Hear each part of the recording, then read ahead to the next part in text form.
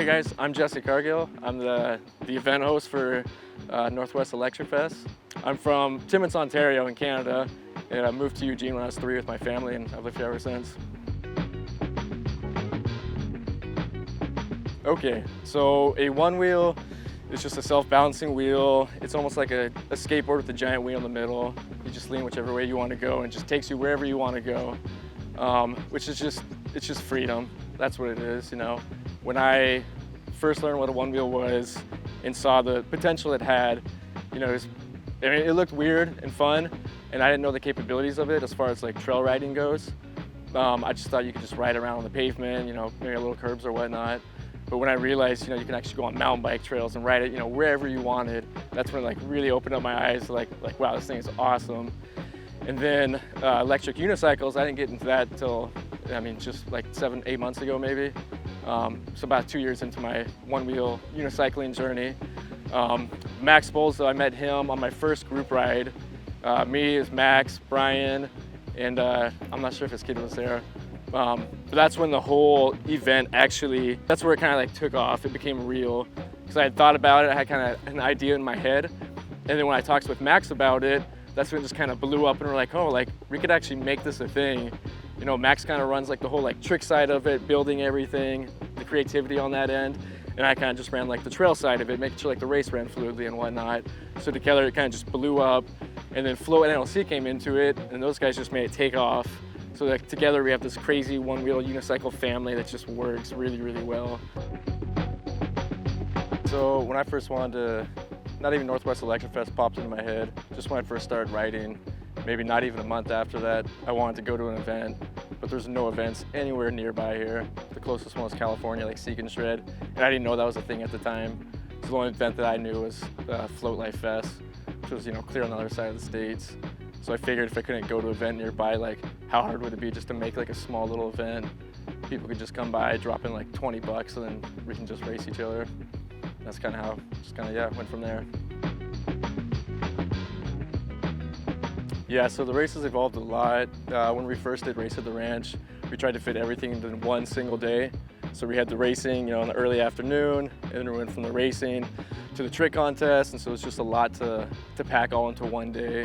And so we figured we'd follow in the steps of the other events and try to fit it into a whole weekend, do a big festival with it, make it a little bit easier on us and more fun for everyone, not so rushed.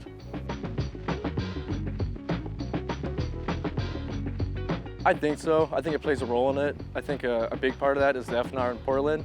You know, I think that really kicked off the whole PEV movement and whatnot over here. But I think as far as like the racing side of it, I think it's getting a little more people to come out, try to push themselves a little bit faster, maybe try some things they wouldn't normally try. So yeah, I think so. Yeah, so it's definitely a challenge spreading everything out into a whole weekend. It's nice because you have more time, but at the same time, you want to create a schedule that has a nice flow to it so it doesn't feel rushed, but you don't want there to be boring periods in between each of the events. So if you have your race at 12 o'clock and then your next event's not till say 5 o'clock, you might have a couple hours in there where people are just kind of fiddling their thumbs, they don't know what to do. So it's nice if there's an option for everyone to do something throughout the whole weekend. But yeah, scheduling and planning, it becomes quite the challenge. Yeah, there's a lot of logistics that go behind it and like the financial aspect of it, trying to set up, you know, like we have like a water slide we're renting, so we have to make sure that the company can come out, deliver it, set it up. We have porta potties that are coming out. Definitely food. Food trucks are actually really hard to come by. A lot of food trucks, they don't like to change their location, or they naturally stay like, you know, on Saturday or Sunday. So it's really hard to get them to come out. So we might have 1 or 2 that come out. It's nice having a bunch of friends, a bunch of people you know, you ride with all the time to get out and want to participate in something that's going to benefit everyone. So it's not too hard to, you know, rustle up a few guys to come out here and clean some trails and whatnot, which is going to be a big benefit to, you know, the whole event as a whole and everyone coming out here. You know, it'll be nice to show them that we got good trails and, you know, represent this area well.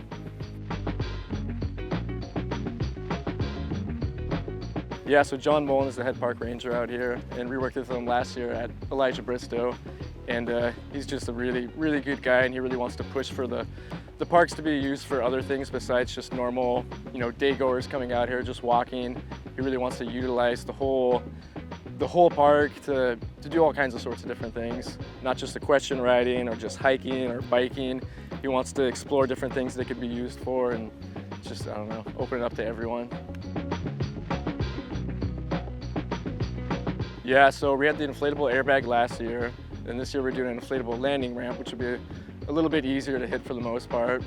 We're renting a 27-foot tall, 70 feet long inflatable water slide, which will be pretty fun.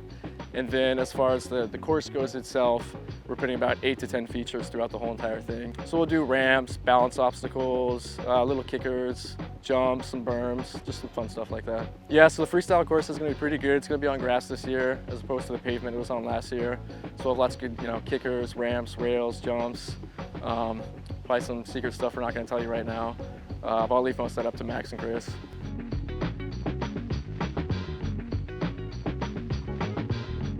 So the biggest thing that jumps out to me is just the community aspect of it. A lot of people don't ride with groups of people. They don't have many friends they go ride with. A lot of it's just solo riding. So it's a totally different feel when you get into a group of 5, 10, 100 different people all riding together out on the trails or on the pavement, wherever they're riding. When you ride with a big group, it's just completely a game changer. So a lot of people just love that aspect when they come out here. They told me like, oh, I've never rode with other people before. I've never done big group rides. You had the rumble, the night rides. Like, it's just everyone absolutely loves it, and that's what I like to see. It's just the community feel of it, everyone coming together and getting to have fun. I'm hoping we can really go on I don't want the event to be so much a racing event. I really like that. Now we're part of the ORL. Like, that's really nice, and I hope that draws more racers. But I really want our event to be a whole festival, family kind of feel, not just specifically racing or just a trick course. I want it to be a whole, fun weekend for everyone to come out. Not just someone who wants to come out and just race super fast. I want him to bring his family out, his family to have fun, the kids, everyone have a good time.